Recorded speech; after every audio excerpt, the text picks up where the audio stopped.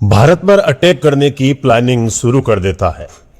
उसे कैसे भी करके भारत सरकार से बदला लेना था और इस बदले की आग में अजहर ने लोकतंत्र के मंदिर पार्लियामेंट पर अटैक करने का प्लान बनाया। हालांकि प्लान बनाने के लिए सबसे पहले अजहर को कुछ लड़कों की जरूरत थी जो उसके नापाक इरादों को पूरा करने में काम आने वाले थे।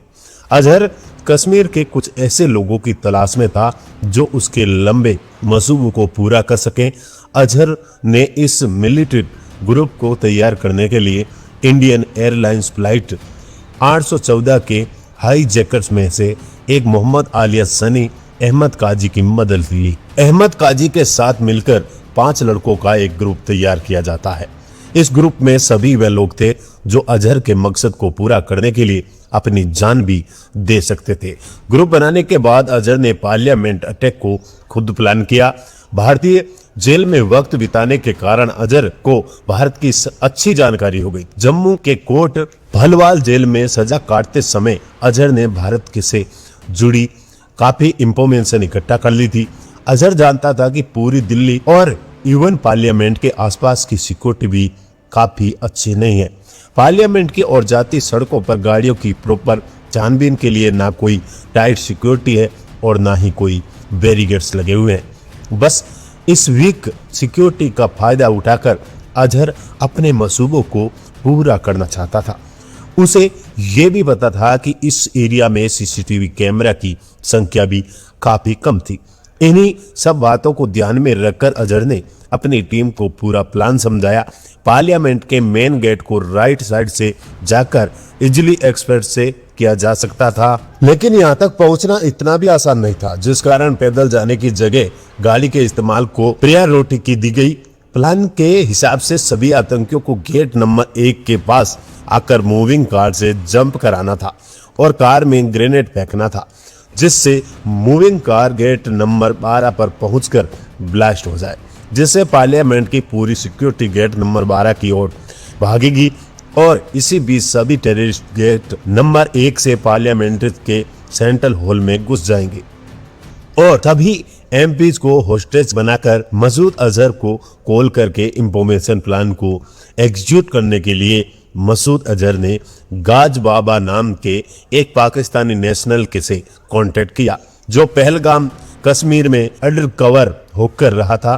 गाज बाबा का काम 5 लोगों के फिदाई स्क्वाड को कुछ दिन अपने पास रखकर शेल्टर देने का था, साथ ही उसे सभी आतंकियों को दिल्ली तक पहुंचाने का काम भी पूरा करना था।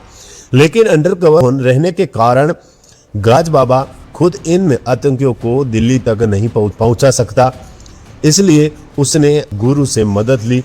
Afzal Guru Jammu and Kashmir liberation front JKLA का एक फॉर्मर मिलिटेंट था। एक समय पर अफजल गुरु भी आतंकवाद का हिस्सा था, लेकिन टेररिज्म को छोड़ने के बाद अफजल मेडिकल इक्विपमेंट्स की सेलिंग में एक कमीशन एजेंट के तौर पर काम करने लग जाता है।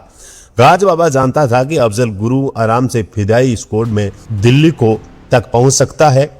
शुरुआत में अफजल ने गाज के काम को करने से मना कर दिया था, लेकिन पैसे ज्यादा ऑफर करने पर अफजल का मन फिसल गया जाता है और वह इस टास्क को कंप्लीट करने के लिए राजी हो गया। इसके बाद अफजल ने सबसे पहले 5 मेंबर विधान स्क्वाड को 2 ग्रुप में बांटकर दिल्ली के अलग अलग लोकेशन पर छिपकर रहने के लिए जगह दे दी। उसके बाद दिल्ली के ही एक लोकल कंप्यूटर ट्रेनिंग सेंटर के लिए सभी के लिए फेक आइडेंटिटी कार्ड्स बनवाए गए। अब प्लान को एग्जीक्यूट करने के लिए इन्हीं एक गाड़ी की जरूरत थी, जिस कारण सभी ने करोल बाग जाकर वहां से एक व्हाइट एम्बेसडर कार को खरीद लिया। साथ ही कश्मीर गेट के एक रेड बीकन भी खरीदी, जिसके इस्तेमाल से अटैक वाले दिन सभी चेक पॉइंट्स को इजीली पार किया जा सकता था। अटैक से पहले कई दिनों तक सभी ने प्लानिंग की और अटैक से 1 हफ्ता पहले सभी दिल्ली के होलसेल स्पाइस मार्केटिंग हारी बावली को विजिट करते हैं। अफजल ने यहाँ से काफी मात्रा में हाई ड्राई फ्रूट्स खरीदे, जिनका इस्तेमाल होस्टेज की सिचुएशन में किया जाना था। ड्राई फ्रूट भी था, खाने बगैर थे। इसके बाद सभी ने ब्लैक मार्केट से कई केमिकल्स भी परचेस किए, जिसके इस्तेमाल से एक्सप्लोजिव्स बनाए जा सकते थे। पूरी प्रिपरेशन खत्म होने के बाद सभी अपना आखिरी मील तक लेने के लिए ओल्ड दिल्ली के एक फेमस रेस्टोरेंट को विजिट करते हैं जहां सभी पेट भरकर मटन और कबाब खाते हैं। ये मील इनकी लाइफ का आखिरी मील भी हो सकता था, जिस कारण अफजल सभी को जितना मन करे उतना खाने को कहता है।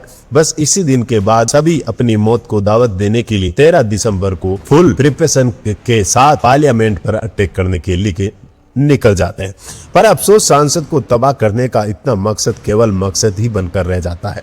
अटैक के बाद जहां एक तरफ पुलिसी इन्वेस्टिगेशन चल रही थी तो लोग अरेस्ट हो रहे थे, तो वहीं दूसरी ओर भारत सरकार भी ईंट का जवाब पत्थर से देने के लिए तैयार हो रही थी। अपने देश पर ऐसा हमला होता देख भारत आखिर कैसे चुप बैठता। अटैक के कुछ समय बाद ही अटल बिहारी वाजपेयी लाइव आकर इस बात की अनाउंसमेंट करते हैं कि भारत के लिए आतंकवाद एक बड़ी चुनौती है और अगर दुश्मन हम पर वार करता है तो हम भी जवाब देने के लिए तैयार है। संसद के बाहर आतंकवादियों की पड़ी हुई लाशें, उनका पाकिस्तानी होने का सत्य हमने पहले भी कहा था कि और अगर दुश्मन पर हम वार करता है तो हम भी जवाब देने के लिए तैयार है। संसद भवन के बाहर आतंकियों की पड़ी हुई लाशें, उनका पाकिस्तानी होने का सत्य हमने पहले भी कहा था और अब भी फिर दोहरा रहे हैं कि आतंकवाद का खात्मा हम अपने बल पर करेंगे। पीएम की शॉर्ट स्पीच के साथ ही होम मिनिस्टर एल के आडवाणी ने भी साफ शब्दों में कहा था कि भारतीय संसद को चोट पहुंचा के ये काम अच्छा नहीं किया। पाकिस्तान टेररिस्ट ऑर्गेनाइजेशन लश्कर तैयबा और जैसे मोहम्मद ने एक साथ मिलकर किया है और ये ऑपरेशन पाकिस्तान की आईएस के गोडसेन में किया गया। अटैक करने वाले 500 टेररिस्ट पाकिस्तान के रहने वाले हैं। भारत इस अटैक को हल्के में नहीं लेगा और दुश्मन को मुंह तोड़ जवाब दिया जाएगा। इसके बाद जल्द ही इंडियन आर्मी को पाकिस्तान की सीमा की ओर मोबिलाइज किया जाने लगा और अटैक के 2 दिन के बाद ही भारत ने 15 दिसंबर 2001 को ऑपरेशन प्रकारम लॉन्च कर दिया। भारतीय सेना ने ballistic missile, tank, motor, artillery और 5 लाख से अधिक सैनिकों को पाकिस्तान सीमा पर तैनात कर दिया जाता है। पूरी दुनिया में न्यूज़ फ्लैश होने लगी कि भारत पाकिस्तान पर अटैक करने वाला है।